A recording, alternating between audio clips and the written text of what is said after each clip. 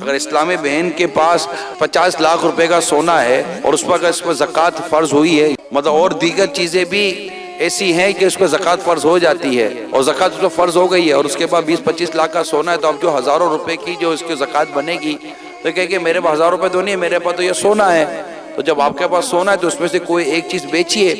اتنے روپے کی، کہ نہیں یہ جو چوری ہے نا، یہ اس کو دیکھیں یہ کتنے کی، یہ 25-30 ہزار روپے کی چوریاں بیچ کر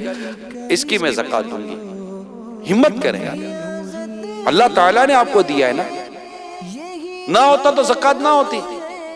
ہے تو زکوٰۃ ہے نا، تو ہے پر ہی تو زکوٰۃ دینی ہے نا، کیا ہے اتنا اللہ تعالیٰ نے آپ کو دیا ہے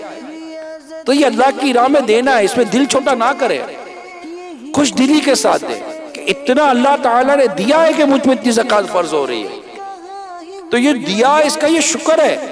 یہ مال کا میل ہے جو نکالنا ہے، اس کو جدا کرے، نہیں جدا کرے گا تو پھنس جائیں گے آپ۔ بہت ساری انسان کے بدن میں زائد چیزیں ہوتی ہیں جسے وہ جدا کرتا ہے،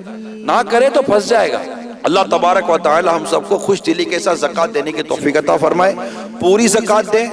یہ مالدار طبقہ جن پر بھی زکوٰۃ فرض ہے، مستحقین کو دیں، رشتہ داروں کو دیں، اور جو بچ جائے دعوت اسلامی کو دے دیں۔